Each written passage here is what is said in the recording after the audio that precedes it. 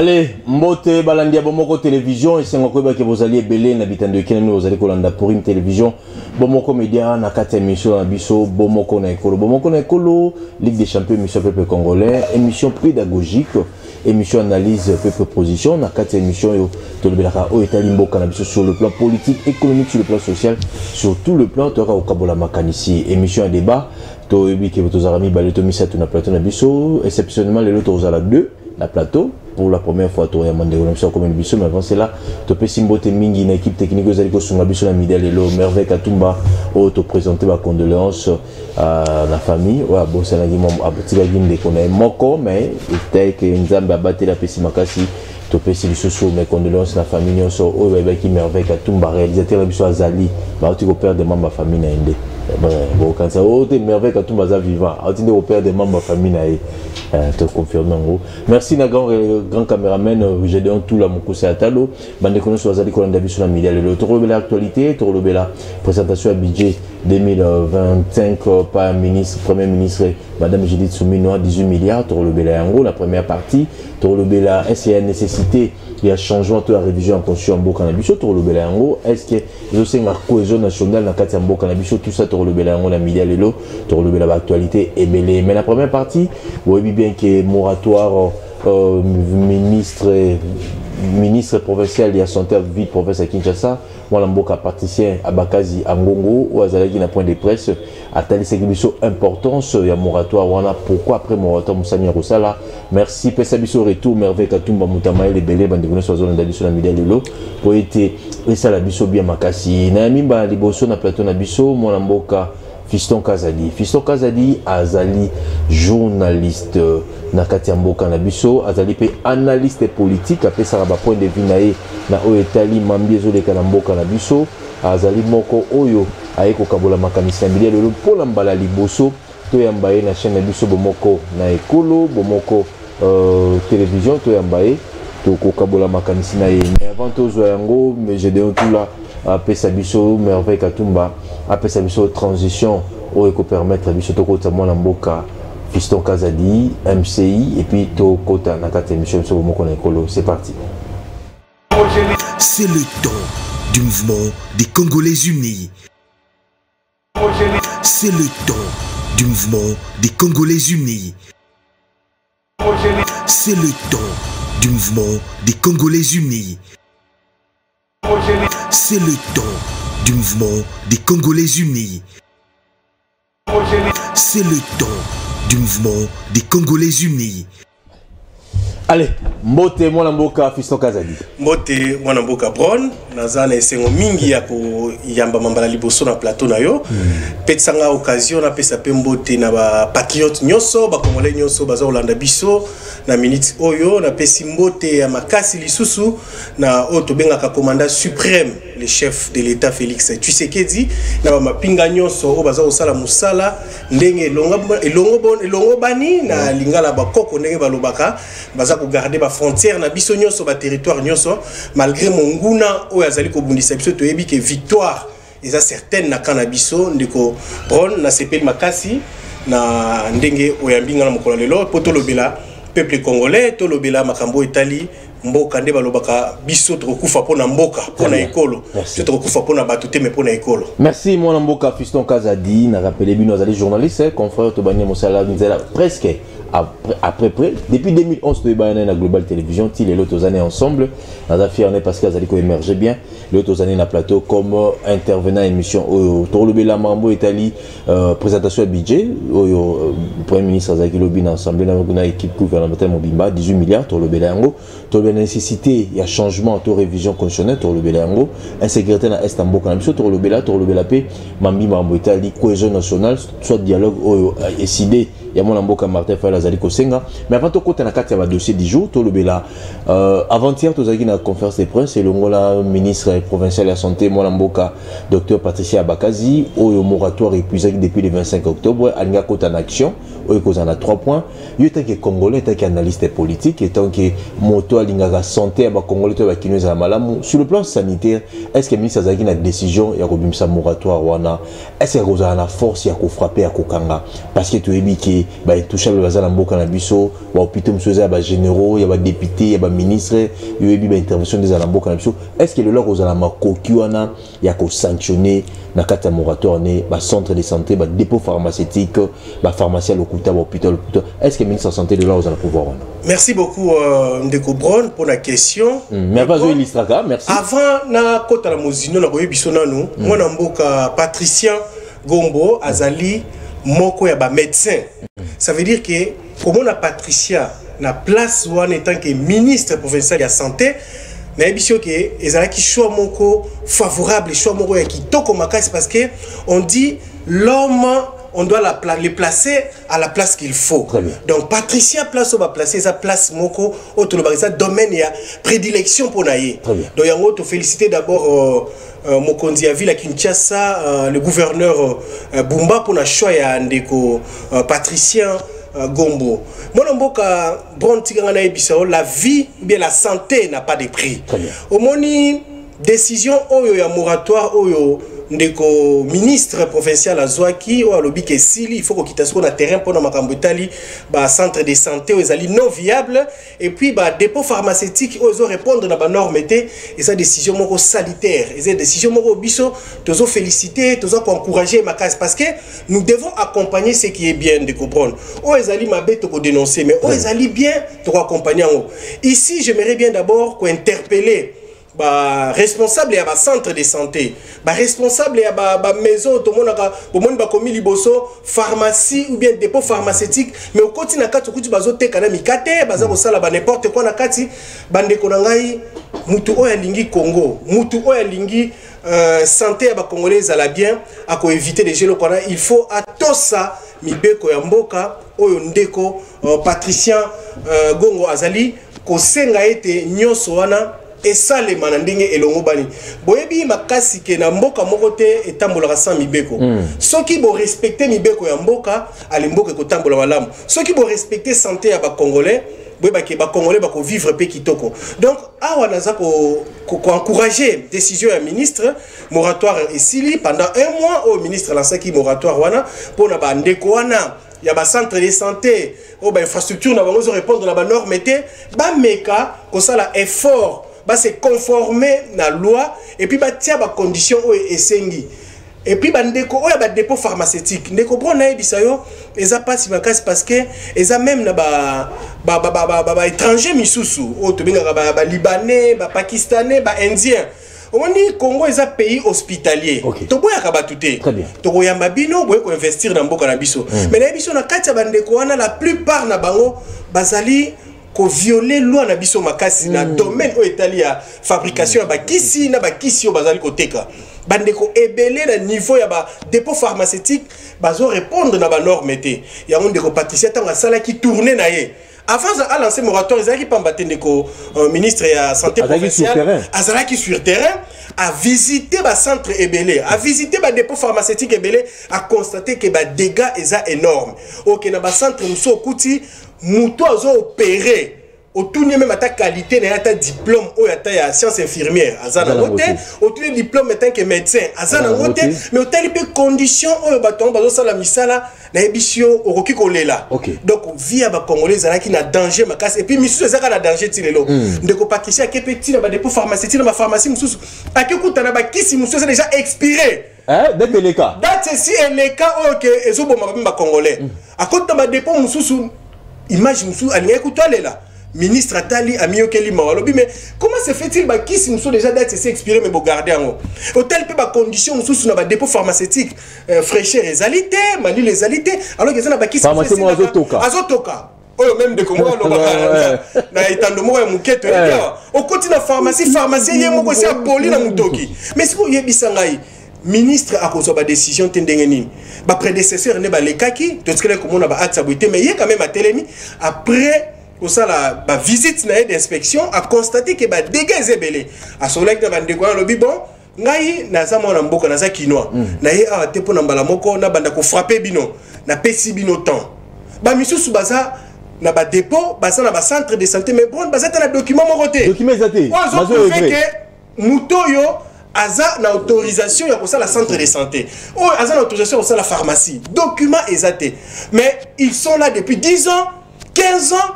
Je vous dis, c'est grave. Santé à battre. Donc, Yango Moni Ndeko Patricia t'a expliqué qu'il dit sur le point de presse, tu as encouragé Makassi et puis tu es d'accord à accompagner moratoire et bandit Congolais.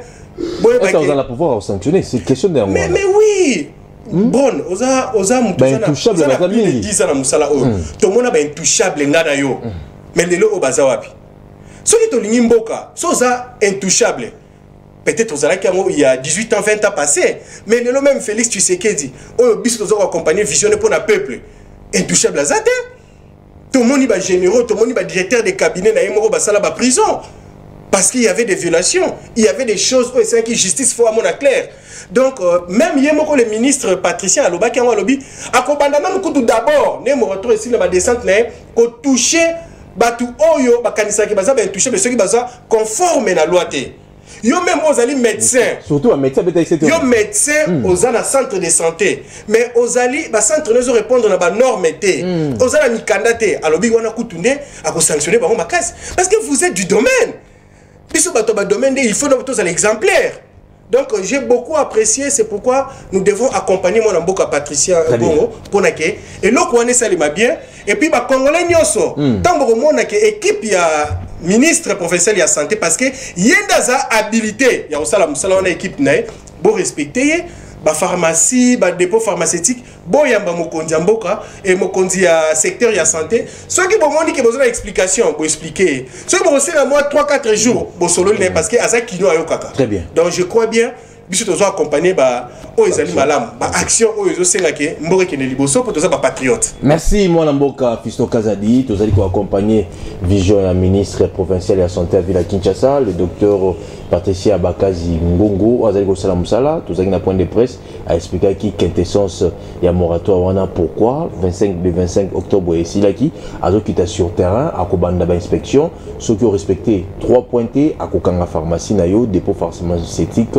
centre de santé à Kotala par rapport et appréciation parce qu'il y a un des simbi santé à Bakinois c'est très important talati na mona mboka Fiston Kazadi ko appuyer bisope ala ba moko na ekolo tozali pas partenaire tozali ko soutenir musala zali ko sala pour la ville province de Kinshasa dans le secteur Itali il y a santé topé sur beauté bisco zali ko landa biso le temps allez-y katé comme la biso tozali mona mboka Fiston Kazadi depuis RDC à la RDC pour la première photo de budget il y a 18 milliards puis à la officielle premier ministre et une équipe née à gouvernement le bazaki na parlement député bayambaki bango pour la présenter budget il y a 18 milliards il y a 2025 est-ce que la répartition nango et salami malam vous allez équitable est-ce qu'il y a 18 milliards wana population qu'on s'est retrouvée est-ce qu'il y a 18 milliards wana et ali loi prévision et ali prévision budgétaire l'état aux alamaka c'est 18 milliards wana est-ce qu'ils allaient fantômes, ils allaient irréalistes, ils allaient réalistes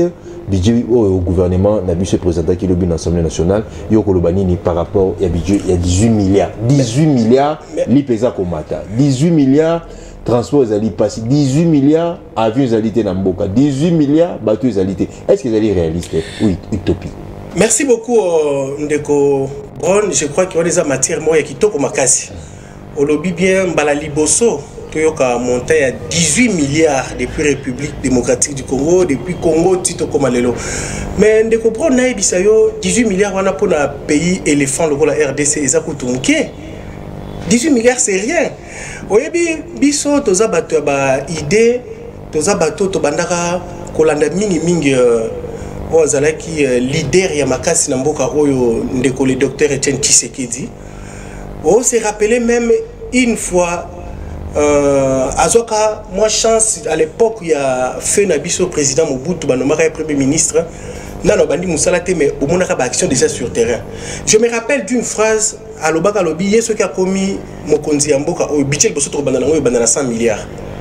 Je vous dis Bron c'est possible avec ma ressources au République démocratique du Congo égorgé avec ba minéraux avec ba maï bazamba nyoso auto zanango Bron. C'est possible, tous à la même budget à 50 milliards, 100 milliards. C'est possible. Mais laissez-moi d'abord féliciter quand même la première ministre, Madame Judith Souminoa, parce que sali quand même autre bakama Bukasi na équipe naie pour nous représenter bicho 18 milliards de gouvernement passé à Zalaka na C à 18 milliards mais il y a quand même comme na 18 milliards mais question qui toko na CP na est-ce que zali montant moko fantôme est-ce que ça réalité ou utopie bon au moni tolobakeza projection ezali loi des finances donc Premier ministre na équipe ne batali ndenge déjà tozo sala musala toke tozu awa to récolter awa toza na possibilité déjà ya ko 518 milliards donc c'est possible donc so moni ya lobby bon on sait que c'est déjà possible plutôt 518 milliards et puis question mususu ya munene lobby répartition na vanda ki na TV banda 13h 0h pour la Colanda. Et biso ba pantisa et puis na ba politologue nous ça na biso sa photo landa pour mutu abete le slot yo moko za na ba élément de preuve. Oyebi tant on a landa qui présentation économie à texte à madame la première ministre, j'étais un peu inquiet par rapport à la répartition. Pour la question répartition poser question moi kitoko.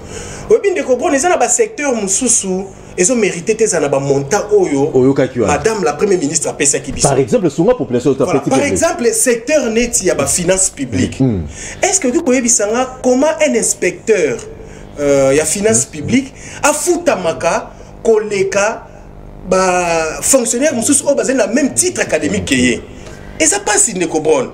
Non le baki ngana za licencié en communication, licencié en sciences politiques.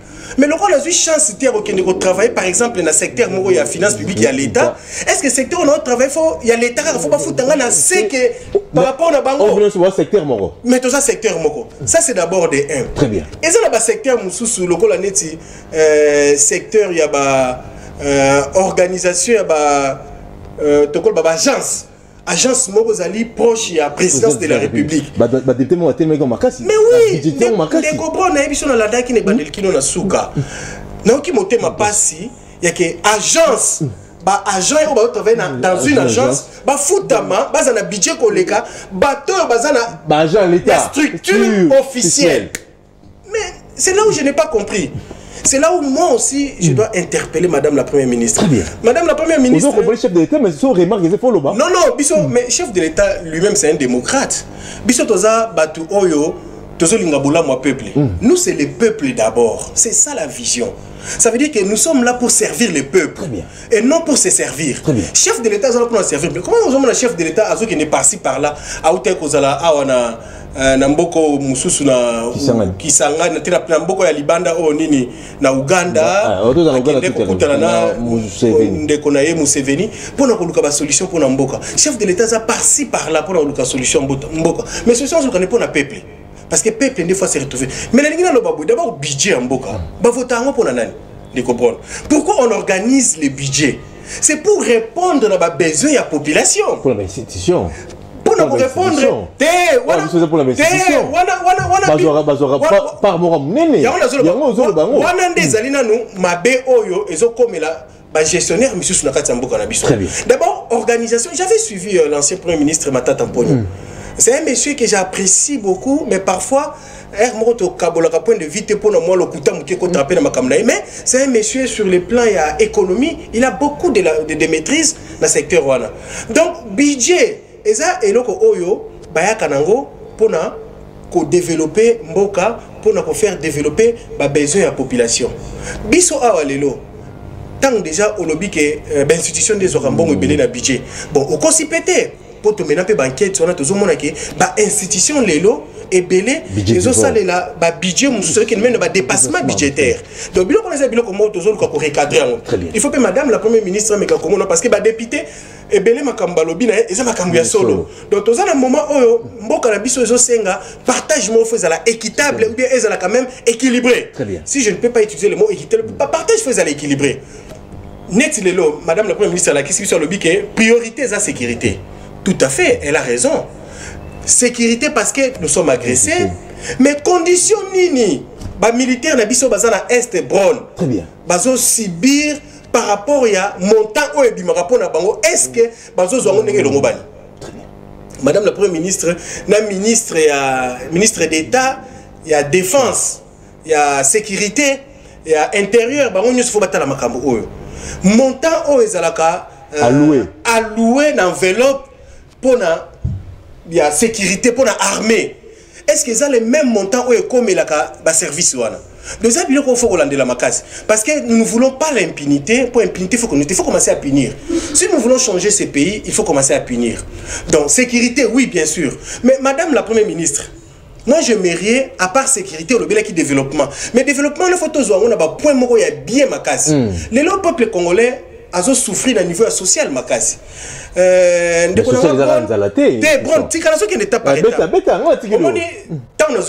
Bon, nakutani na ba jeune garçon moko boye na arrêt de bus bazo discuter ça que l'on commis combien biso to boulaka na ba moto to gagnera combien biso ça ba taximen to gagnera combien ça que l'on commis combien bidon oui le commis combien carton Thomson carton sauce commis combien nyoso lezo la kisake peuple azana nzala tant peuple azana nzala to boyite que il faut budget à la répartie, mais il faut botter la paix secteur on est social. Ah, on a l'ingénieur profiter pour féliciter quand même ministre moko ya ministre d'État agriculture au Ndekonabiso Grégoire Mouton a été lancé oui on ça la qui toque a été lancé mais communication exacte na ministère na mais nazo sentir communication exacte pour ça campagne a lancé pour na ya agriculture et ça vraiment eloko moko ya kitoko makasi na monaki même na Kisangani ndenge asoli la gouverneur ya Chopo ya ba province mususu ne apesi bango ba matériel parce que nous sommes venus au moment où il faut agriculture et sunga biso pour peuple congolais c'est non minerai à part minerai mais il y a le bac minerai à Liboso c'est agriculture je le fais donner raison monsieur le ministre Mouton Grégoire vraiment nos félicitations par rapport à ce que tu es en train de faire ce que vous êtes en train de faire vous devez continuer ainsi parce que balobaka un ventre affamé n'a point d'oreille. Ce qui moutoisa nzala. Akoyoka te même musala kosala bien te. Alors ministre Mouton coup de chapeau par rapport à lancement à opération au lobby, il faut tolona potolia bio to importer les sous-soutés. Mais conseil mon européen monsieur le ministre mais qu'a un peu ko interpeller ba gouverneur aux opesa misala na terrain. O bazo qui na ba faire fond et ba province pour na musala bilanga. Et puis yo moko lo baka on a message non que o kozala wana lokola disciplinaire pour na disciplinera ba acte nyoso ya mabe parce que to ba tomber ba détourner ba bien l'état ba pesa pour sala bilanga mo na tinda on a faire menaille. Donc, monsieur le ministre, vous allez faire un grand travail de terrain, comme vous le faites toujours d'habitude, au qui tera toujours dans la fin, faut pour notre mission la bilangane et salima. Pour nos causes on va prendre. Au lobby dans la que social les agaka coliaté, social les AP santé, mais au moni de konabiso ministre provincial de la santé azo bunda pour que ndete lobaka santé ne yango ezali nyoso o ezo sala ke poto ngano to kuté poto en bonne santé, so na belek ngai na yaté. Donc au moni, donc madame la première ministre à part sécurité ya mboka siko tela biso makambo o etali social social on attend to lobela eza na santé na kati ezali na kolia na kati eza na makambo etali ba médecin makambo etali ba infirmière enveloppe salariale na bango ezala quand même cette fois-ci moins amélioré consistant ezala moins consistant pour ça lobby consistant quand même au ba secteur ezebele et puis totali secteur mususu siko ya enseignement bah grève bah comme tu le vois mais na ebiso bon de konangai nazana bana o ngai na kuma ya moko sunga ya kutangisa na avenir voire même na kati ya lopango parce que biso toujours moi chance ya autant na école moi biloko ezala raté et ba grève à tout moment et puis gratuité ezala raté mais lelo gratuité eza initiative qui to chef de l'état mais tala ndenge lelo ba ministre oyo bazoya ko s'occuper na gratuité bazo se comporter tala lelo enveloppe oyo bazo pesa na enseignement donc madame la ministre moi, je pense que 18 milliards où ils ont projection et budget na bino, ça là effort bon longolata 20% et comme dans le secteur enseignement. Secteur enseignement est à base. Balobi ceux qui veulent détruire peuple. Toucher enseignement, bon privé éducation.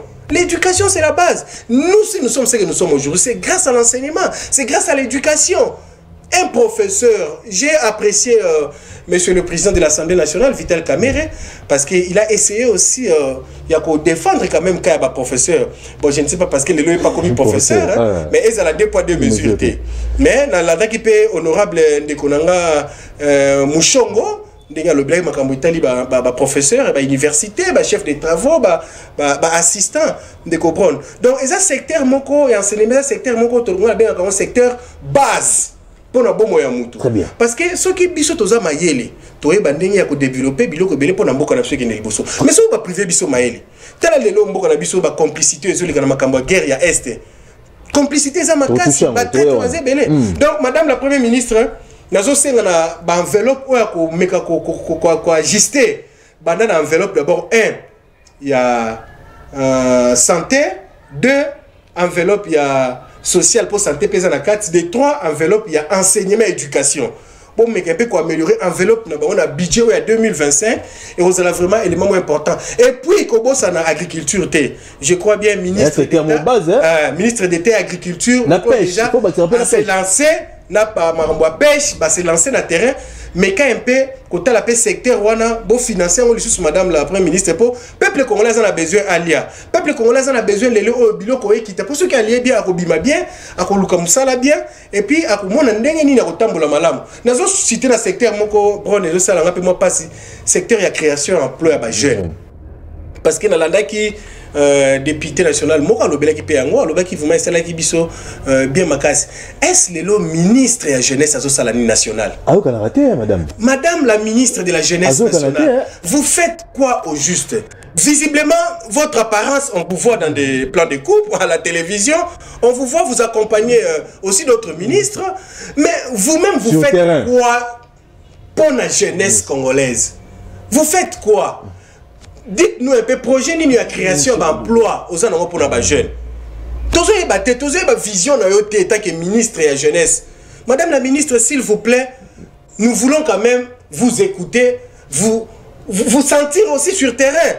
Tout le monde a dit non, voilà, Madame la ministre a organisé un forum où elle va parler sur le projet des jeunes, comment investir en entrepreneuriat, comment aider la jeunesse congolaise à retrouver un emploi. Qu'est-ce qu'il faut faire pour créer des activités pour les jeunes? Comment créer des centres de formation? Vous savez, Bron, mais je crois bien la ministre ne pèse pas. La nouvelle ministre, Madame la jeunesse, je ne sens pas vraiment ce qu'elle est en train de faire. Est-ce que le chef d'État a raison de décembre au remaniement? Mais le remaniement est possible, pourquoi pas? C'est le chef qui est le garant. Parce que et belé bazo pour la carte gouvernement. Mais na ebisio. Mais na ebisio à solo, on est dans cité ba combo até. Na ebisio 80% ba ministre bazo sala le côté. Yo web sanga le on le roi RDC to la compagnie de transport. Na bo le roi RDC to la compagnie aviation, to dans avion mo côté. Ba transco nyoso. Au moins on ba transco na nzela. Grève où tu as le mara pour la bande biso ya nini ya entreprise ou ya aviation ou nini Congo Airways. Si tu es en grève, aucun avion. Mais il y a un ministre qui est là et puis un chevronné. Moi je n'aime pas citer les noms des gens parce qu'ils sont échoués. Très bien. Un chevronné qui est là dans ces secteurs de l'aviation, des transports, tout ça. Ayebani depuis tout ça pas Mickey. Mais si les lois à na ébisio secteur on a senti les lois. Moyen. Non, mais écoutez, qu'est-ce que c'est question moyen fiston Kazadi. Bon, on sommes pas venus na makasate. Na ébisio ezana ba coopération mususu oyo RDC ba payer belezi la keka kabwe botia maele boya vers bango. Yo na ébisio mboko ezo senga biso. Chef d'État ba 3 avions ko a-t-il le yakate? Non, mais Mokondi hier a défini sa vision na ye. Mais azana ba collaborateur. Mais Mokonzi aza mutoko bando sala ka ye moko nyoso te Bron. Mokonzi alobi ke Bron ndeyo be ba pesa émission a. Olanda la danga po bengi gas. Na ande ko fiso na ko mona banalise nozo sala eza bien na ba sujet tel. Yo ndo bengi ngai. Yo ndo luki ngai. Parce que Mokonzi ebisio Bron naza na besoin o sala émission eza la boina. Elle Mokonzi bando bengi no suba invité. Mokonzi bando luki no suba partenaire. On dit que vous êtes responsable dans un ministère. Très bien. Mais qui n'est que le partenaire. Pourquoi vous avez tant de conseillers? Que font tous ces conseillers dans des cabinets politiques? Ils font quoi? Mais c'est ça leur travail, Bron. De concevoir des projets, d'aller chercher des partenaires, de savoir négocier dans des accords, dans des partenariats. C'est ça leur travail. Mais si vous sentez que vous n'arrivez pas à démissionner, Donc normalement, c'est le Miboko Amboka, payer au quotidien, c'est le gouvernement, chef de l'État. Exactement, c'est le pouvoir exécutif. Le chef de l'État, il vient seulement en appui. Ils ont repéré sa vision. Mais chef de l'État, bon,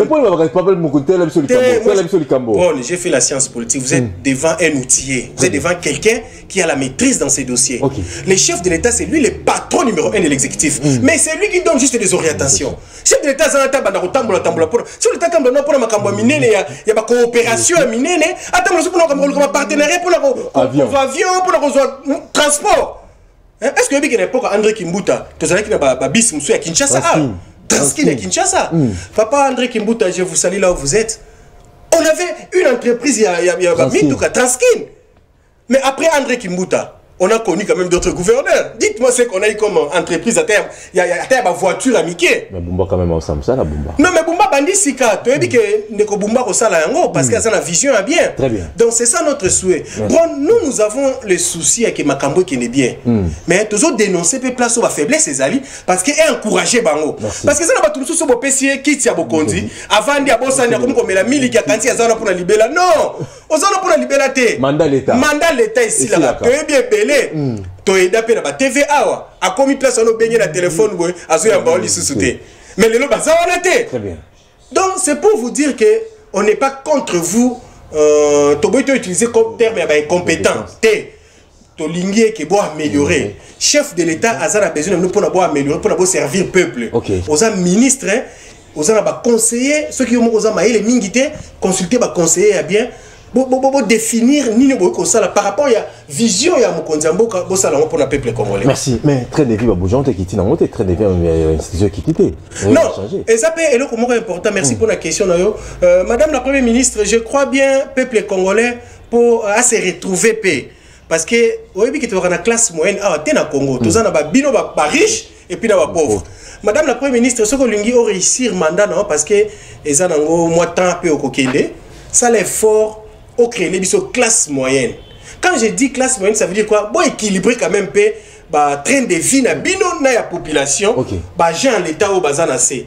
Comment se fait-il? Il y a des ministres ou bien des agents de l'état, hauts fonctionnaires. Il y a de ceux-là qui vont toucher $10 000. Il y a des DG des entreprises qui vont toucher $20 000. Mais la plupart sont des détourneurs, des voleurs. Il y a des DG, des voleurs des entreprises. Mais, aux hommes, on a soda, on a soda, on a bien en boca. Fonctionnaire assez, on a bien en boca. Bah, DG, bah, ça n'a pas $10 000, $20 000, bah, ministre, bah, $10 000, $20 000. Mais aux autres, la moutou, oh, il y a l'andier, il y a souk, il y a fonctionnaire à l'État, ça n'a 200 000 francs congolais. Incompatible. Infirmier, 200 000 francs congolais. Une infirmière, 220 000 francs congolais. Ok, pas médecin, ça a 800 000 francs congolais. Ok, pas professeur, bah, tout le monde paye ça, $800 en peine. Mais Madame la Première ministre, pourquoi on ne peut pas équilibrer cet écart des salaires? Et ça est comment important. Je pense que message n'a pas Madame la Première ministre aux yeux aux maman. Balobaraso qui maman est na kati libota, maman da sala ki kimia réuni na kati bana nyoso. Mais tu sais quoi Madame Soumino atikanga malgré la félicité qu'on a budget oyo, maintenant to sentir kimia été. Depuis aux ans on to sentir kimia été. Na ba secteur to zo la kimia été bron. Mais kimia été t'as la écart de vie. Tala bango ba ministre ne bazo vivre. Oui mais que ça n'a pas un terme bien ça bateau magique té au changement mais quelle démission terminé azol ba na ko ramuté ma passe ceux qui mutazolo ba ke azana bateau magique alors qu'un demi charge à responsabilité ngaso la chef de l'état hein mbala mona longolio mbamo na longolio bron quelque part qui ma responsabilité vous savez dans la vie hein un homme, je parle de l'homme H, ça veut dire Mobali na Moissi. Quand vous avez une responsabilité, vous devez assumer. Très bien. Vous devez assumer. Quand vous sentez que ça ne va pas, vous devez prendre des décisions qui imposent pour la solution. J'ai un professeur que j'aime bien, il était aussi mon directeur, Émile Bongeli, je salue en passant, éminent professeur. Il nous disait, l'intelligence, quand tu es intelligent, l'intelligence égale quoi? Problème plus solution. Quand tu es intelligent, tu es face à un problème. Il faut trouver solution. Mais comment tu vas commencer à te plaindre? C'est les mentalités. C'est la mentalité. Mais démissionner sur l'ingolé là. Mais il y a papa nanda. Moi, irresponsabilité. Irresponsabilité. Allez, merci. 89 52 66 986. Alain Zikate dit toujours en retard parce que la deuxième partie de côté José Mbenza au Pazali Moko IDPS communicateur réunion sacrée à la message particulier au solennel pendant 20 à 30 minutes comme l'émission déjà n'a pas si mboté José Mbenza au Azana Kata plateau tous en déco Fiston Kazali azali analyste politique azali pe moko na kati ya communication média azali ko pesa makanti point de vue to bana la première partie to le moratoire ya ministre provincial à Kinshasa pesi point de vue na to le budget ozali présenté par le gouvernement à madame Sumino à 18 milliards à la kisi ba avantage et ba désavantage nango mais tout desto simba deuxième sujet na biso le temps zikade so comme na biso au côté na temps etiquette parce que je mets de photo côté ça mambo etali constitution to la ni mokonza mboka na kisangani mokonza mboka lobi a confirmé que constitution na biso na ba kokoso constitution na biso zo senga il faut ba bongola yango mais ko bongola yango ye a recha commission mo batala makamo pona ko bongola yango est-ce que ba pour ma Congo otoza nango ezota na constitution ce qui le mokonza mboka a bongoli constitution babakisi mandat nana ko bénéficier na mandat wana ce qui le mokonza mboka a bongoli constitution to changer troisième to continuer na 4e république ba conséquences ni les alliés est-ce nécessité ya ko bongola Maman Likondi Amboka na biso ezo s'imposer mon Amboka Fisson. Merci beaucoup aux alliés sujet mourir kitoko makasi peuple congolais belé baza kolobelango ndeko Bron oyebi tant tozaka bana miki baza ko sa biso mingi Mobutu a géré Mboko pendant 32 ans Bron.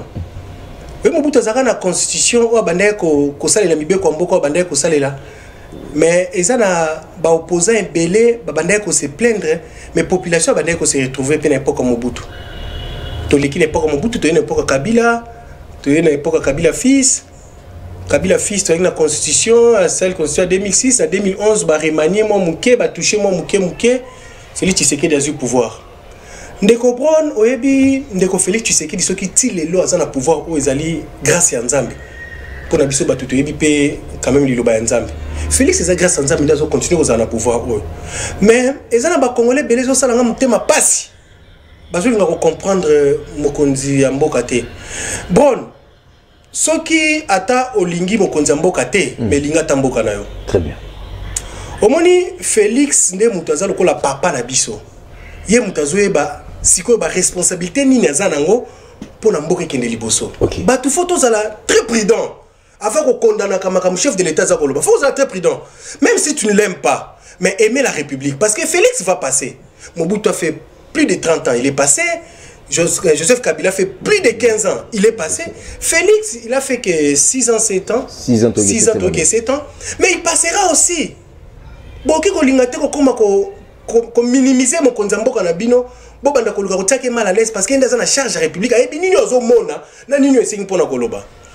Ndeko pona ezaki parenthèse pour ça ba congolais que faut que ça la attention ce qui papa tant to rabana mketo mono ici papa so melanga ketch papa ibiso na kosombelo lobby ayi nango to bandi kolela oyebi tendini o papa banda ko yoka banda ko mona poso mba ketch lelo Félix aza chef de l'état boyebi ba responsabilité ni ezan puis Félix akutani na moment nini ya pouvoir o batikelier akuti ngo ndenge nini akuti ngo mboka na beta nini donc ce moment ni chef de l'état alobi likambo il faut beaucoup réfléchir avant Koloba. Très bien. Oyebi Lalandi professeur Ndaiwel. C'est un grand professeur, un éminent.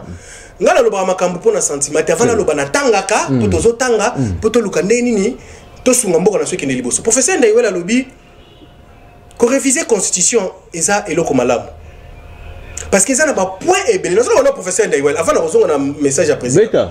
Professeur Ndaiwel a lobby ko réviser constitution ezelo ko malamu eza mabete parce que constitution otoza nango eza na biloko belé na kati eza lokola ba piège eza pe comme mboka na ba dépenses moko inutile Ndaiwel professeur Ndaiwel na énuméré de biloko professeur Ndaiwel a lobby de comprendre tozi lokola institution lokola Sénat biso toza bato lelo il faut tango osali il faut résultat ezala yebisanga Sénat. Oyebi résultat ni les à Sénat et puis Sénat et apportera ni pour le développement en Mboko. Moi je dis Sénat c'est un cadre pour les politiciens. Ce n'est pas un cadre pour l'intérêt de la population. Mais je vous dis, institution le la Sénat. Et ça institution il faut déjà supprimer mais réduire en haut. Tu retires la temps à 12-15 sénateurs. Mais pour la profession de il faut qu'on supprime Sénat. Mais pour Nangaï nande na tangi pe ba auteur monsieur ba livre mususu. J'ai compris que Sénat tokoti la tana 15 sénateurs. Quand je dis des sénateurs, ce sont des sages. Le sénateur a 42 ans, 30 ans. Mais dites-moi, ils vont faire quoi? Un sénateur de 30 ans. Papa, biso to kona na mboka oyo, bozo beta bale na veni so bale koti na ndako mo vanzi mo za sénateur. Mais na yebisi yo, ceux qui papa on a bimi. Bozo banga. Oh, mais bonjour, encore présence, il n'y a pas mbatté, mais quand il se met à parler. Vous sentez quelqu'un? Non, mais vous sentez que non, nous avons devant nous un sage. Mais quel est le Sénat na bino à l'élo? T'as la banane siéger na Sénat kuna. Tout ça, batuloko là, on a koloba ancien PDG Amiba, Mukamba. Voilà des sages. On va recouvrendre dans le Sénat. Mais maintenant, on va dépasser 50 ans. Si on va dépasser 15. National Nouana Sénat. N'a pas gouvernorat. Parce que le professeur Néola Lobby, même le ministre Ouana provinciaux. Est-ce que c'est quoi est bon? Tu vas dans Mboka, tu es ministre provinciaux. Ils ont raté. Mboka, Kinshasa, c'est la Kinshasa, c'est comme une pourriture. Mais il faut se dire que Bumba Bunda Kinshasa, c'est Kinshasa la belle. Mais à l'époque, là, tu as un ministre provinciaux. Qu'est-ce qu'ils font de Cobron? Tous à la sincère. Le ministre provinciaux, c'est Salani. Et là, on est. Non, il y a à part Patricia Gongo. Il y a un ministre provincial Oyo Yebi. Au Monaka, il y a un terrain. Non, non, non, à quoi est bon garder les ministres provinciaux? On peut avoir même 2. Parce qu'on ne peut pas tout suspendre, ça c'est seulement. Mais pour les professeurs, il faut supprimer. Il faut supprimer, tout supprimer. Et ça, l'institution une structure d'appui sur les sociales, sur l'économie. Pourquoi faire? Nous avons des ministères, nous avons des entreprises, nous avons des conseillers spéciaux dans le domaine. Mais ils pouvaient aussi réfléchir pour Namboka. Donc, nous avons une constitution qui est touchée. Tant que nous avons lobby qui tu touché constitution. Est-ce que la constitution est la place de indépendance à Congo, faut que pays mususu Afrique. Ah, c'est que des 17 années ils ont interprété en mususu. Il y a Moutou à sa licence politique. Sur le plan économique, parce que on a ambassade des Awa. Indépendance, Bakabolango a un plan mon côté. RDC est un pays indépendant, indépendance total sur tous les plans. Donc, on peut collaborer. Parce qu'il y a des pays frères, on peut collaborer. On peut se dire, par rapport, il y a dossier au travail pour un gagnant-gagnant, coopération, gagnant-gagnant. C'est bien bon. Mais tout le monde indépendance, une partie, et pas un voisin, et pas un pays sur Afrique. Non, ça ne se fait pas. Et puis, il y a une place sur un article, M. Zali Kolobake, ceux qui battent Baouti Namboka comme réfugiés. Bah, Fadi Namboka Nabino, Baoumeli Tamoulaï, Bazana droit, il y a une nationalité, Nabino Basala Baligny. Non, mais bon, nous sommes où là? Nous sommes où là? Alors, mon Konzamboka a la minorité va s'appeler Namboka. Non, mais bon, et ça n'a pas bloqué. Bazali, mais il faut que tu aies naba condition oyo et ça que Mboka est toujours suprême. Surtout que tu as décision sur bon, tu as décision. Et ben nous allons que le roi tu signé la charte il y a communauté internationale la charte tel donc tu as décision sur indigèneté, naninité, minorité. Non. Donc nous sommes un pays indépendant. Donc on se piège. Pour le moment, ils ont des articles, ils ont des articles ils piège. Dans la constitution mobimbaté mais c'est un article ils piège. Ils ont empêché le chef de l'État à sa décision mususu. Parce qu'il y a un moment là, nasi ça bon. Il y a un moment là mo Konzamboka, basolo baneta mususu que mo Konzamboka violé la constitution. On li kamte parce que il est le garant. S'il voit que population n'a pas souffrir dans les Camboutel. À ta constitution le bibomoté mais pour qu'on sauver la population le chef de l'État a reçu décision. C'est autre raison té. Et c'est autre raison té. Mon Konzamboka aza otobenga aza droit de veto. Sur la situation mon situation sanitaire, ba bloc il y a bien té y a pas peuple à souffrir. Peuple à kufa. Mon Konzamboka lobby a reçu décision. À tel comment mis la constitution té pour sauver peuple né. Mon Konzamboka a reçu décision. Mais pour c'est Mbatabi meilleure constitution de zone bana Congo zaneza oyo. Bon, pour c'est Mbata. Quel est 1% de oui pour c'est Mbatabi meilleure constitution place au il faut to comprendre un peu le langage des politiciens. Professeur Mbata tant azaki koloba makambone la constitution ça koloba tant que acteur politique. Faut tous à la très prudent. Et tant que professeur scientifique, et tant qu'acteur politique, c'est deux choses différentes. Moi, à part la communication, j'ai fait la science politique. Il faut savoir faire autre répartition, moi, parallélisme à Makambo. Professeur Mata Lobara Makambouana, à l'époque, et c'était dans un cadre politique. C'est un discours politique. ce n'était pas dans un cadre scientifique. Très bien. Donc vous comprenez. Alors s'il est aujourd'hui dans un cadre scientifique, je pense qu'il va donner des arguments. On va comprendre que ah le baki boue pona boue. Donc quand on marque que le professeur Mbata le baki constitution meilleure constitution, alors que dans le fond, Bolanda qui font Nous pour chef de l'État. Oui, je soutiens la vision du chef de l'État. Pour modification ou pour pas toucher en mouquet. En fait, Naza pour la modification de la constitution. Je ne suis pas vraiment pour les changements dans l'ensemble. C'est la commission l'article il faut toucher. C'est la commission. L'article est belé. Est-ce que vous avez un article ce qui est président Sissi Mandane, il doit attendre jusqu'à ce qu'il y aura un nouveau président élu pour quota. Mais les articles il faut changer en gros. Pourquoi? Il faut confirmer la date on est à la confirmer président soit Sissi Mandane et qui a organisé l'élection T. Il faut président à Sénat à Zouambala moko intérim. Donc faisant noir sur blanc. Faisant noir sur blanc. Et puis ça l'a défini clairement. Et ça l'a table au moins ma virgule. France ils ont continué ça mon boulot. Il faut ça là. Pam point. On sait que le président finit son mandat le 10 octobre par exemple 2028. Il faut que nous ayons un nouveau président. Quand on n'a pas un nouveau président de la République, le président actuel doit déposer tout. Il doit se retirer au PC place pour le président du Sénat a bandit qu'au gouverner pour organiser l'élection. Il faut à la claire. Il faut à la claire. Il faut à la tâtonnement. Et c'est 5 ans ça ramouké. Bon, 5 ans, moi je pense que na bambo le roi abiso eza mouké. Nga soki batulinga proposition na nga monsieur Kazadi, olingi président soki na rien ça la combien d'années? Nga na préféré ça la 8 ans. Pourquoi 8 ans? Avantage 8 ans. Na lingi parce que moni mboka na biso eza na eza sous-développé. Mon condition qui est il faut d'abord cause une année pour organiser le secteur à Mike. Autre va côté dans la base.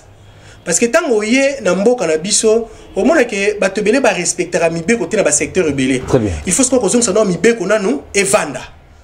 Donc à côté dans la base est vandi après sikoyo a bandi kotonga.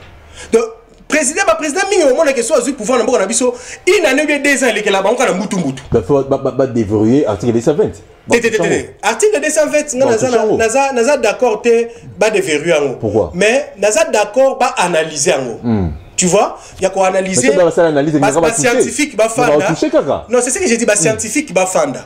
Au moins, bon, quand on parle république, on doit être conséquent.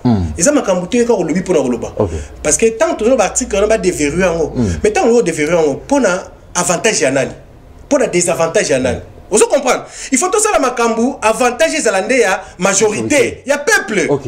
Avantage c'est la raté, il y a des dirigeants. Est-ce que vous savez qu'il y a des dirigeants qui ont 2 millions, 3 millions, 4 millions, c'est fini hein? Pour la vie hein?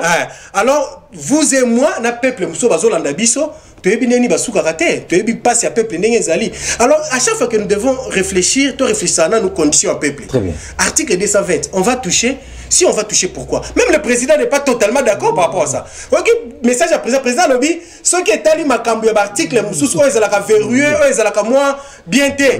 À Kosenga. Non, mais président a zappé politique, ils ont ma bête. Mais on lobby quasi, faut que bah, au moins bien parce que aux amayele, aux analyseurs, et on lobby président et leur lobby qui zappé ma bête. Ça veut dire qu'il faut aussi un sage yamboka, bah professeur local bah Ndaiwel, bah Émile Bongeli, bah Tikanga des professeur local là-bas Bochab, professeur local là-bas mais ça n'est bien là maintenant qu'elle a reçu constitution Bochab. En fait, mais oui, tout ça là professeur Njoli, constitutionnaliste de formation. Bazali, professeur local là Babi Mulumba. C'est un monsieur sage, c'est un professeur outillé. Tout ça là Congolais bazama il est belé. Ba ko fanda, ba réfléchir ndeko na batala. Article ni auto monake et kozalana avantage à peuple pour biso ba dirigeant occupé koleka mais peuple atikala ça c'est un sociologue hein oui anthropologue il y a des politologues des sociologues des juristes des anthropologues en fait batunyo sur maele mboka ba kosangisa ba fandi pour pas réfléchir donc tout ça l'intérêt moko biso no so commerce donc pour modification exactement merci Fiston Kazadi merci beaucoup Nico mbaliboso na une émission na CPI Makasi il faut ça Diona José Mbenza mbali ba politologue na plateau ya bien Makasi mbali simana 5 c'est bon ngo tena l'enzikate bizikate libanda beza ndela azoko marate mais donc je te moi parce qu'il faut que José Mbenza merci mais est-ce que vous a pour cohésion nationale dialogue décide azali kosenga et puis solution doit être rose pour l'insécurité est un beau cannabiso tilelo insécurité zali makasi ba territoire mususu ba agglomération mususu zali maboka ba paya tout ça la ndenge nini piste de solution ne comprendre oyebi dialogue eza mabete ndepe to vano boto ça dialogue non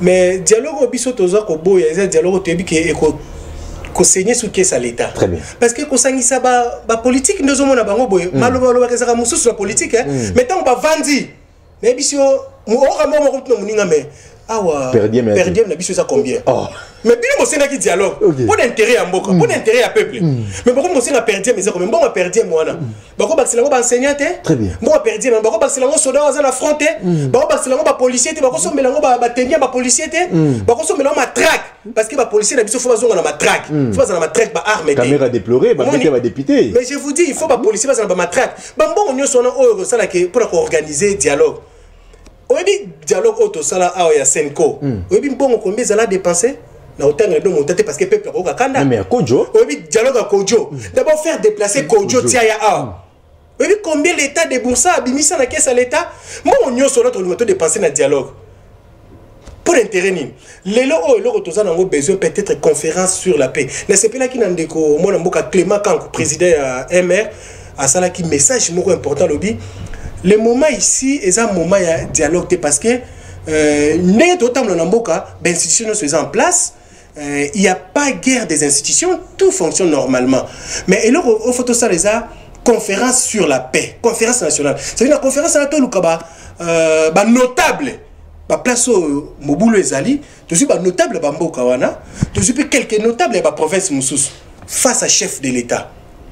Pour la vérité. Parce que bon, on a sauté comme guerre na biso, beaucoup de Congolais baza complices, beaucoup de notables baza complices, baza mécontents peut-être par rapport à règne Félix Tshisekedi. Alors, voilà Félix. Ça fait droit de l'homme, faut que à quel passeport belge. Tu vois par exemple, un monsieur comme Franck Diongo, que certains ne les connaissaient pas, baza benga héros. Les lois benga zéro. Bano benga Franck Diongo héros par rapport à ni. Si vous avez quelqu'un qui a toujours agité pour le Mbongo, il faut faire très attention avec lui. Hein. Franck Diongo le doit trahir. N'a pas si coup de chapeau na papa Nabiso Moussous Oyo Vouemba. Mais pas ça non, mais Vouemba a refusé de trahir la République, c'est un patriote.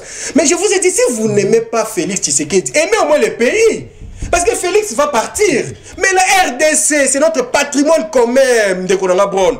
RDC va changer te ba papa na biso ba misusu ba kenda ba Mobutu ba kenda binga na mona mobutiste biso to tangi ba classe ki to on époque Mobutu mais Mobutu ba kenda Kabila le père un lumumbiste o azaki abine trahi il faut jamais trahir akenda mais le reste ici boko kende mais ko trahir mboka tende ko ngai bon toki jamais ko trahir mboka soki ba tio même ata mutonga na kingo pour trahir mboka ndimo kufa ko trahir mboka tende ko ngai bon au fond de ça les trahison hein trahison mais écoutez Félix Tshisekedi c'est un monsieur Aza galant ceux qui va président le Kabila les pères Mouzé mais il a déclaré déjà Franck Diongo personne non grata so ba zue ba salé so penine. Félix Tshisekedi c'est un monsieur, c'est vraiment un monsieur Aza mutema munene. Et ça ba tumsu ba trahir mboka on a émission mais Félix il continue toujours à cause de la patience, peut-être ba tomba ko changer. N'émission que Marambuya Est et Senga biso dialogue te et Senga conférence nationale sur la paix. OK Batouba Fandi notable face à chef de l'État, baté mai on a bassin ba skoli maboko ba lobani ba vérité et au moment changement tala ba ndonso ba wazalendo auto zo encourager chaque fois. Ce sont des patriotes. Et bien, madame la première ministre, il faut qu'elle sera toujours pris ma bien pour la bande de Wazalendo. On va accompagner FRDC na Est. Non. En fait, bon dialogue, ce n'est pas important. Merci. Important pour l'élo, mais tous ceux qui me connaissent. Pour me connaître, le beau connaît toujours au fond. On a des Fayulu, Yaka, me connaît Moyambayo. On a des Moïse Katumbi, Yaka, on a des Kotel. Mais quand on va écrire un millionnaire, Moïse Katumbi va bon salaire, pas comme problème pourquoi? Au monimbo est tambola na mibeko ndeko bon. Ndeko Moïse Katumbi na bandit en azaki gouverneur na Katanga. Yo koyaka na Katanga te que aéroport mo loko ezana problème avion qui taraté au bandaka ko tongo sans que au se référer na mibeko. Tout le monde sur ngamboko ndeko bon, to respecter mibeko. Mutazo déçu mibeko azate. To respecter mibeko. On moni présence au bundase que mibeko et ça les bien mibeko les ka institution na batu na makasi. Merci. Moi, Mboka Fiston Kazali, Zambala Bosso, mais Soukate. Merci. C'est Peno Makasi, comme plateau Nayo. Merci. Donc, on a début de semaine, il faut là déjà, entre lundi et mardi. Merci. Donc, quand on a débat, c'est très important. Message à Souka, un peuple congolais. Tout côté José Mendes. Voilà, message à Souka, peuple congolais. Tu as dit que tu as traversé crise, moko, oyo, banguna ya mboka, ba zolinga ba imposer biso, na ba congolais misusu, oyo, ba trahir déjà république, ba kei pa et pla ya banguna. Mais biso, to continue kozana bomoko. Boyebi, l'union fait la force. Mboka na biso ekotika la kaka moko ndenge paka fait Mobutu alobrake, le Congo sera un et indivisible.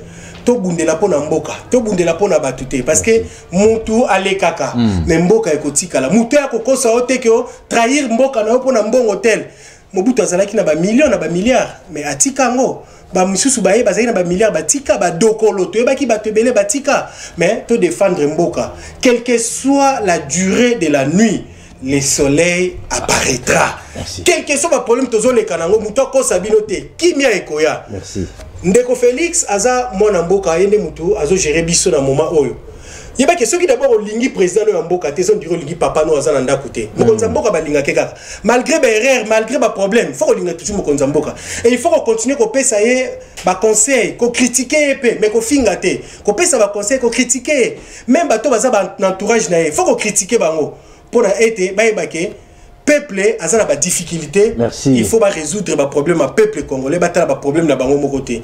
Donc, bino gouvernement ou besoin accompagner chef de l'État, vous devez travailler pour la vision du chef de l'État et non pas pour vos propres intérêts. Donc, je crois que Dieu est là avec nous. Et donc, RDC, c'est un pays béni. Et puis, peuple Nabiso, vous allez toujours béni. Merci, je m'appelle Ekote Belé, bande Gwando Ben Nabiso, tu as un téléphone, qu'est-ce que tu as téléphone? Attends deux. L'état fiston Kazarezo Bimaneka Raboye, José Mbenzazo côté Nabiso na plateau, Wazali, vice-président cellulaire, il y a cellule, il y a Pigeon 1, il y a IDPS, Wazali communicateur Nakatenyo Sacré, Pemoko Nakatemboka Nabiso Congo, à côté Nabiso, le Poto Kabola Makanisi, José Mbenza.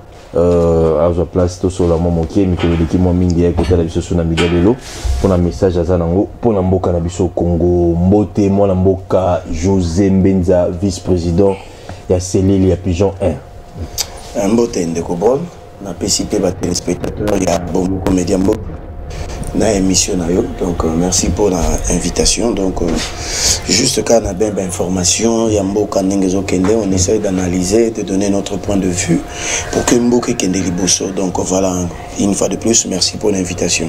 Boni bande quoi Canada il y a Ottawa bazo le Makasi maman Georgette maman Georgette boni maman Georgette non c'est les arabes membres il y a parti IDP s'est implanté dans le monde entier. Alors la diaspora pe nzamba komusunga bato bakomi ko apprécier musala et que bato bazo tamikila poto so baye na Kinshasa bazo ko manquer ko lukata to kutana to pesa na mbote to monana c'est pour cela maman Georgette avait voulu les jouer à voyage na vers voyage na ya lukai ngai na permanence to kutana kité yango monaki ngape na senga ki na bi mamoko ke nongola te sans que to pesa na tambote yango moni na kende ko pesa mbote ya suka pour aza déjà na minute en Ontario na Canada na pesi section na biso Ontario na Canada mbaonyo so mbote donc quand on vous porte à cœur. Donc cela veut dire que le travail est en train d'être bien fait. Merci. Allez, José Mbenza rapidement, budget 2025, 18 milliards. Madame la Première ministre, représentant dans le Parlement, est-ce que réparti sur Bidjon et Animalamou, est-ce que tu comptes dans Bidjon, au moins qu'il y a un secteur par secteur, analyse nous allons ça par rapport à budget 2025, bon, 18 milliards. 18 milliards c'est réalisable, 18 milliards c'est faisable, parce que budget 2024, autour de la reddition de comptes, la loi rectificative, les maman je dis sous-minoté. Principe, il y a continuité du service public de l'État oblige à beaucoup de moi na tina suka sikoyo oyo izobima iza mwana yemoko aboti budget salama qui est en état record en 2 mois. Maman na ba ministre na ba service ba bundi pour que budget ça la déposer à temps selon la loi et salamaki yango moni maman zo défendre moi na naie parce que maman za na maternité maman robota moi en avril 2025 mais mibeko sali que et ça la na période où donc à présenter qui en secteur par secteur mais on va congolais va retenir que maman za mutaba pourcentage té maman za mutaba rétro commission té bon mon a qui a été ko bengana na cabinet bateau ba histoire à 50 000 $ pour nous signature maman za mutaba té c'est une femme de valeur. Et puis maman a yébi à sa conscience où ba congolais na ba congolais na ba congolaise bazo zelaye. Donc je crois que maman recote en histoire na carte budget 2025 na taux d'exécution parce que au ba congolais ba rebaye ba que non, c'est plus de 15% entre 15 et 17% et ça uniquement dans le secteur social au ba bengaka ko toucher pouvoir d'achat ba congolais na carte pouvoir d'achat wana toza na maîtrise à taux d'inflation bomoni depuis à côté na pouvoir dollar réseau bougété mais ba mécanisme peso cote en marche pour dollar équita. Deuxièmement au ba bengi panier de la ménagère tout le monde est déjà baisse et a pris à carburant mais éthiquement ba produit mususu de première nécessité il y en a 8 au gouvernement pour parler d'un opérateur et secteur économique pour équita. Donc je crois d'ici fin de l'année ba congolais na ba congolais de part et d'autre ba komona ba impact il y a décision wana donc peut musika maman na budget où il 13% dans l'agriculture parce que jusqu'au le tozolo baboye tozala na o babengaka industrie na autour de l'agriculture donc tu bien industrie parce que besoin rien qu'à maïs na Congo ils a 13 millions tozo produit à peine 3 millions et heureusement service 10 millions de produits mais faut tout son balibanda batu baye baraté hein bazo donc RDC doit produire à 3 millions 3 millions donc c'est payé pour RDC tout le monde a le même service national il y a moni maman zalaki na ba réunion na service national ils a parmi ba institution où ekosunga tomata service national à peine azokena entre 16 000 et 20 000 tonnes de maïs ils a vraiment manqué il y a moni premier ministre il a pu obtenir du conseil de ministre na Mokonza Mboka yango tozo senga ba député ba ticket na lombango à kota na musala plus de 13% budget 13% budget boyebi 10% c'est 1 milliard 800 000 donc a eu à peu près 2 milliards de dollars rien que kaka pour l'agriculture. Donc c'est pour dire c'est pour la première fois na RDC c'est pour la première fois puis ce qui a la tête déjà ba commande il y a ba engin roulant où ils a ba tracteur ba biloko na nyoso de plus de 5 000 ils ont déjà commandé budget à 185 millions de $. Donc c'est tout ça c'est pour repérer ça na OVD, repérer ça na office des routes, na OVDA, na ba partenaire privé pour construire des routes de dessert agricole parce que l'élo tous au cas exemple à maïs c'est pour la pourquoi parce que toujours produire même moyen à conservation exacté yango moni maman na kati vision na ye na Mokonza Mboka o ba benga revanche du sol et du sous-sol. Il faut que tonga basilo ezali ba moyen ya ko conserver ma maïs le plus longtemps possible mais le les ala baloni quelque temps après et bandio pour là donc yango moni eza intégré na kati yango moni na vision Mokonza Mboka amanisa ya matisa ministère de l'agriculture et comme un ministère d'état parce que Mokonza Mboka lisuniza wana mais au-delà wana ba benga ngo ba solution structurelle et aura moins temps mais na ba solution conjoncturelle ils appellent ça ba prix à ba denrées alimentaires ou ba pour parler ils ont un opérateur économique parce que l'État s'est désengagé dans la taxe mususu. Tokepe na domaine sécuritaire, to matisipe mbongo lisusu na kata budget oyo. Tokepe na ba o benga accès na services sociaux de base. Mbongo pe mati parce que na mikolezoya to kozwape ba industrie autour ya ba kisi, autour ya pharmacie. C'est-à-dire il y aura des usines, il y aura des infrastructures qui seront construites.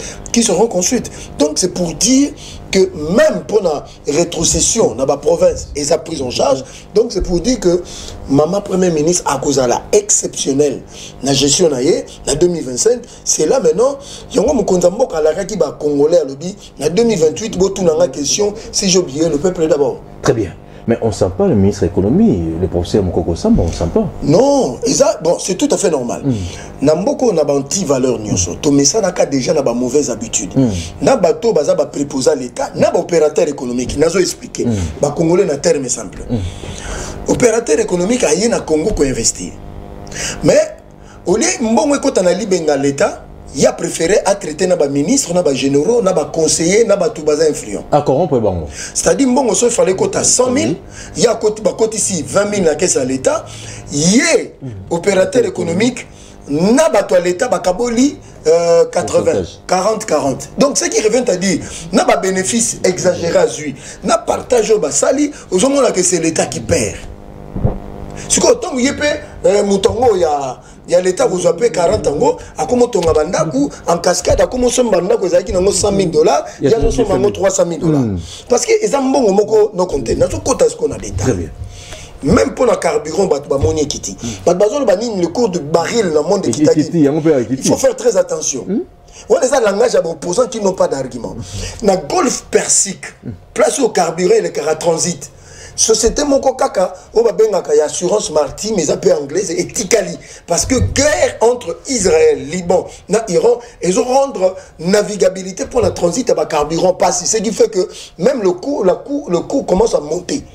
Mais le gouvernement, par l'entremise de Madame Judith Soumina Toulouka, les instructions ont été données de manière claire pour la vision Mukonzamoka, dans son excellence Mokoko Samba, de maintenir le prix à 2900. Mais ceux qui battent transport, ils ont quitté, on est sous le gouvernement central, les gouvernements provinciaux. Il y a un gouvernement, à Betimbela, dans la province, c'est à vous de traiter ce dossier, avant que je chute. C'est bon, on rappelle. Donc, parce que le carburant est un élément moteur et économie. Bas à la moins patient, pour parler. Ils ont qu'une malembe. Mais il faut qu'on le baboué. Détracteur, il y a vice-premier ministre, ministre de l'économie, lobby que, à côté, quand niamu, en fait, il va salir quand il imagine. Pourquoi? Ils ont une église adventiste. Na kati nango bazana ONG mo babenga ngo Adra, bomona ngo na ba véhicule na bango. Sikoyo tant l'État a solo na ba opérateur ya secteur ya pétrole. Ezana mbongo o bango ba futaka na l'État. DGDA mtazwa ngo na compte ya l'État congolais. Mais na kati pe ya ba structure ya ba taxe ministère économie azwara o babenga la sécurité stock, babenga ngo SS2. Mais DGDA Ndemoutou et Zouakango pour le compte du ministère de l'économie. Mais nous avons été étonnés par des rumeurs infondées. Il y a un réseau mafieux que le ministre Doudou Famba a une décision à Komela, DG à DGDA, sans. Elle n'est pas ministre de l'économie. Elle n'est pas ministre de l'économie, étant donné que le ministre de l'économie, son excellence, M. Mokoko Samba, a toujours copie réservée à son collègue de finances pour lui dire voilà. Mais cette fois-là, M. Doudou Famba passe outre, il n'écrit même pas pour le climat. Parce qu'au monde, il y a un gouvernement, il faut qu'il y ait un climat d'entente entre ministres. C'est ce que veut le chef de l'État et Madame la Première ministre. Mais son excellence, M. Doudou Famba, instruit directement le DG de la DGDA de ne plus percevoir cette taxe qui est lié au ministère de l'économie, en supposant qu'il y a au Babengaka détournement ou bien corruption ou bien des pratiques malsaines. Ce qui est tout à fait faux, parce que ONG Adra existe bel et bien. Parce que Balobini Nakati Yama Finga na bango na ba réseaux sociaux à Lukuta que vice-premier ministre a accordé exonération dans une entreprise pétrolière fictive qui n'existe pas. Or, ceux qui battent na banal il y a DGDA.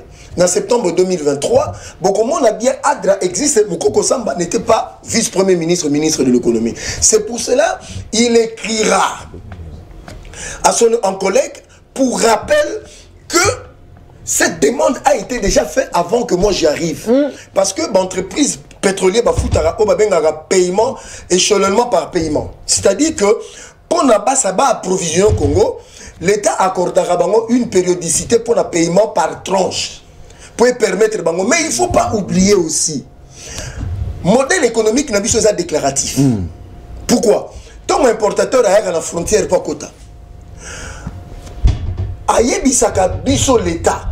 Nous avons produit par exemple le pétrole à tel prix, Libanda, mais nous avons prix on a déjà par exemple $2. Ça veut dire 6 000 francs. Token de moi. Ce que l'État peut dire que Congolais consomme carburant 6 000 francs et que pèse l'économie. L'État a sali au Babengaka subvention. L'État est ici, bon ça va. Moi je te propose tel prix via le ministre de l'économie qui est vice-premier ministre, premier ministre, ministre de l'économie, qui est président de la commission. L'État a proposé un montant où Ezangi Babenga Ngoma a gagné, l'État je prends ça en charge. Non, on peut s'abinongo. Non, on peut s'abinongo. Il y a un MAG. Parce que MAG, pour cette année, l'État doit $400 millions. Parce que le vrai prix à litre de pétrole, c'est 6 000 francs. Parce que l'État à Foutara, nous fout à 2800 sur chaque litre de Congolais Basombaka. Peut-être que le gouvernement a le côté, mais sur aucun aspect, on a 400 millions. C'est plus d'un demi-milliard de dollars. Bon, l'État a obligé à vous foutre. Mais ce que le problème est, il y a une institution. Et ça, il y a un profit. Il y a une rétro-commission. Babenda. Babenda, ce que vous avez dit,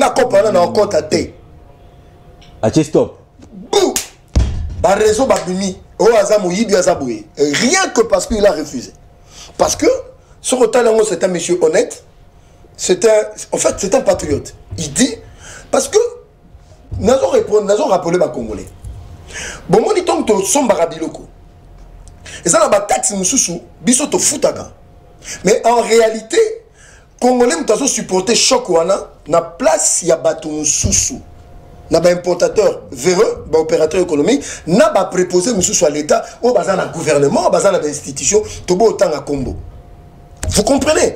Donc c'est ça un peu l'économie. Mais, ils appellent à Bitumba ou Ezoya Mikolo, ils ont toujours prévenu les Congolais de soutenir le vice-premier ministre pour la baisse, il n'y a pas prix de denrées alimentaires. N'a pas structure, il n'y a pas prix. N'a pas paramètre, ils ont quota, n'a pas agrégat.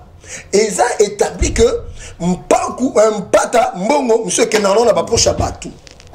Mais Congolais, même Tazo Somba, Azo Fouta TVA, Azo Fouta Batax Belé, ils ont payé. Mais ce qu'il y a le président a donné des instructions via madame la première ministre, Babou Kababilo Kouana Oeza, qu'on représentait le côté. Très bien. Deuxième de choses, ils ont des barrières dans la province. Il y a des individus qui ont érigé des barrières. Et que le gouverneur et les militaires, voyez. Donc, ce qui revient à dire, ils ont même COP. Tout ça, on a péage, ils ont reconnu. Mais tu vas créer un peu de péage, ce qui fait que, ils ont la transit, ils ont la nini, bon, ils ont parce que on travaille la PRTT. Voilà un peu la situation économique. Très bien. Allez, merci à José Benza. Mais, tout un petit peu ministre, Aziz Amouna, Nazo Kanate, maman. Non, voilà, on va en parler plus tard. Mais ce qui est important, c'est la constitution des coups. Communication mokonzamboka na kisangani. Constitution des constitution communication mokonzamboka na kisangani.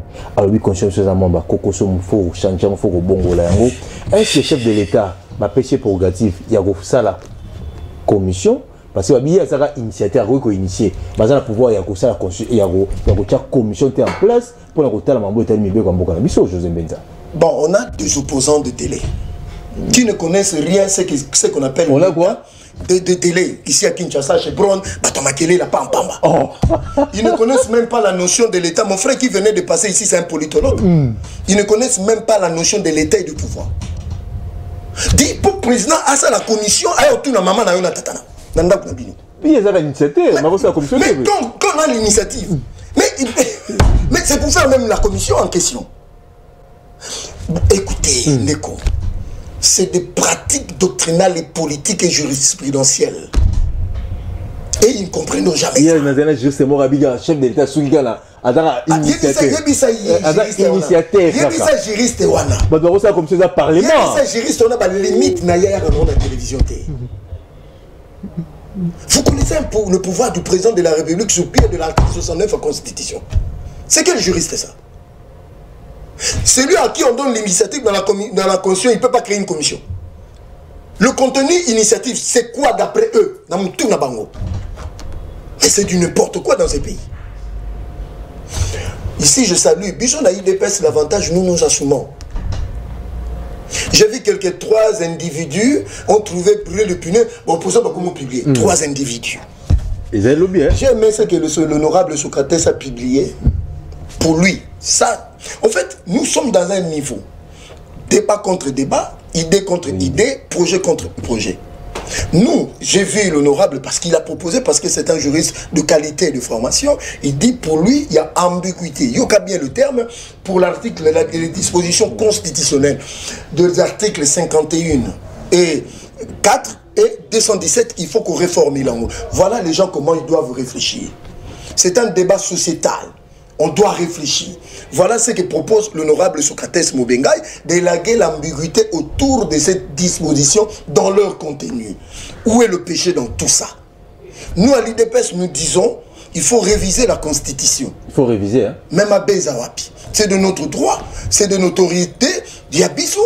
Bango Baboui Bissot Tondimi. Mais Nazo Tuna Bango, je vois dans tous les débats, il n'y a que des foucades inutiles parce que les gens sont dans les états d'âme et dans les émotions inutiles. Pourquoi? Ils ne nous rencontrent pas pour nous dire que ça c'est interdit au président de la République de toucher, mais ils nous prennent la disposition de l'article 219. Mais ce n'est pas solide. Ce n'est pas solide. Je dis ce n'est pas solide. Parmi les initiateurs de cette constitution, les architectes, Bob Kabanda, il est passé sur Top Congo. Il a dit que cette constitution c'était pour satisfaire les belligérants et que ce n'est pas adapté aux réalités actuelles. Parmi ceux qui ont conçu cette constitution, parmi nous, même Yemoko Kamara Nabon Delis et Sangalobi, il y a 40 articles à réviser. Alors quand nous disons révision, nous n'avons... Et puis Cholet se pointe. C'est là Nazo expliqué. C'est quoi ça? Est-ce que c'est là non Cholet peut menacer un Deus ex machina, un président de la République? Ça ne peut pas se passer au Gabon. Cholet menace un président de la République. Qui est Cholet dans ce pays? Il a plus de droits que nous. Société civile, tu vas dans droit. Société civile, c'est quoi? C'est quoi la société civile? Elle est plurielle d'ailleurs. Bon, je me réserve. Je dis ceci. Nous avons le droit de demander la révision et ils ont le droit de bouder. Mais que dit la même chose? Qu'est-ce qui dérange la Chilombote après 2028. Eh, mais ça c'est de la folie politique ça. Mais demandez quoi, qui non? Demandez qui vous dit qu'il veut changer l'article 220. Qui vous dit? Même la campagne de Bichot, c'est l'article 217 qu'on a mis en exergue. Mais n'habitez ceux qui battent comme il n'a problème. Donc nous disons, Bichot IDPS, nous assumons. L'honorable Socrates Mobengai, Augustin Kabouya derrière le chef d'État et Aloba qui paie. Mais pays IDPS. Alobi paie. Mais il y a un avis Bichot toujours s'assumer. Aloba qui paie. Je ne suis pas pressé. Balater l'année prochaine. Vous voyez pourquoi l'année prochaine? Non, bon, on a une mission Zoya. Pourquoi? Makambo Zoya, Kalamingita. Téléspectateurs. Donc c'est pour dire, Congolais, Congolaises, la révision constitutionnelle, elle est constitutionnelle. Donc, ne vous dérangez pas pour ça. Très bien. Mais, il y a cas dans ce pays-là, que le gouvernement a lancé des démarches via le ministre, le vice-premier ministre, le ministre de l'Intérieur. Redis pourquoi? Parce que nous voulons protéger le pays. On a créé une commission. Ici, je salue le vice-premier ministre, le ministre Jacques Chabani. Une commission avec le Soudan du Sud. Une commission avec l'Ouganda. Redis pourquoi? Redis pourquoi? Pour la démarcation de nos frontières. C'est un travail qui commence. C'est pour dire ce qu'ils disent dans leur... Nazoya. C'est là, Nazoya. Ce qu'ils disent dans leur folie politique. Que nous voulons vendre ce pays, céder notre terre. C'est de la folie. Pourquoi? Parce que nous sommes en train de travailler sur la démarcation des lignes de nos frontières. Héritées, tu sais de quand? De 1885. Vous comprenez? Conférence de Berlin. En 1885. C'est pour cela que nous saluons les efforts du vice-premier ministre, ministre de l'Intérieur. Sous la direction du chef de l'État, parce que nous devons protéger nos frontières. Voilà la réalité. Donc, vous êtes déterminé à changer, à modifier comme ça. Mais la Constitution, c'est un pacte social. Mais cette société peut connaître de mutations. Par rapport, il y a gouvernance. Mais des accords, vous êtes dans le cadre de l'Union sacrée. Nalobi, nous à l'IDPS, nous assumons. Je ne parle pas des autres. Mais vous êtes un partenaire, José Mbenza. Mais IDPS, c'est un parti à part entière. Nous assumons derrière notre secrétaire général, président intérimaire. C'est ça l'IDPS. L'IDPS, tout ça, bateau, ceux qui disent tu lever option. Tu lever option. Mais nous avons fait face à Kabila et les autres sans eux. Nous, IDPS, l'avantage, nous assumons. Nous sommes différents des autres partis. Mais José Mbenza, article 217, esprit dans nos araignées. Le problème pour le relier article 217, esprit dans nos araignées. C'est la mixture parce que la Constitution, ceux qui ont analysé de manière analogique, et puis péché tous ça les années. Normalement, nous devons discuter en tant que politique, mais les vrais techniciens sont des constitutionnalistes parce qu'ils ont appris des méthodes et des techniques d'analyse de la Constitution. Nous ne pouvons que parler de manière politique. Il y a une analyse par analogie. Ce qu'on doit comprendre, l'article, il faut qu'on balise un article. 51 4 et puis 217. Et Kenderinzela Moko. Mais il y en a beaucoup. Il faut partir de 202 jusqu'à 217. C'est tout ça, il y a indigène, il y a minorité. Mais c'est ça la dangerosité. Comment une constitution qui se révisango? Mais le Rwanda s'y oppose, l'armée numérique nango. Ambongo s'oppose, Cholo s'oppose, Martin Fayulu s'oppose. Mais on est foutu là. Même Fayulu. Même Fayulu s'oppose. Mais Fayulu, je réponds à Fayulu. Voilà comment je peux répondre à Fayulu. Mais Fayulu, messieurs, mais tu as proposé des réformes. Dites aux Congolais de manière véridique. Ça allait se faire comment avec cette constitution si on n'allait pas réviser cela? Alors, il y a au Conseil de la République. Mais dans l'agencement juridique et constitutionnel, le Haut Conseil de la République ne se figure pas. Ça allait se passer comment au moment où un président est dans son mandat. Très bien. Nous tenions aussi de tout les cas question. Après, nous décidons de faire la brèche. Ça va Congolais. Parce que Joseph Kabila saigne ça et parce qu'il y avait 2016-2018 brèche. Mais là, nous sommes dans le premier et deuxième mandat constitutionnel. Donc, toutes les institutions sont là. Crise politique est athée. On conseille sur base de quelle disposition de la Constitution. Si sans révision. Donc, au moment, c'est-à-dire, même Cholé, à qui nous sommes dans mon Konzamboka, même dans mon Cholé, a dit que nous sommes dans un régime présidentiel. Mais entre-temps, Namibek est dans un régime semi-présidentiel. C'est ça le débat de la société. Maïe Bimate, Mukonzamboka. Embouteillage, Mukonzamboka. Donc, dans mon congolais, président, nous sommes dans un régime présidentiel. Nous devons marcher à fond, même cela va de soi. avec le diable pour refaire l'unité. Rien à faire. Le Congo restera un et indivisible. Au service de la patrie, il n'y a point de camp politique. Seul compte la compétence.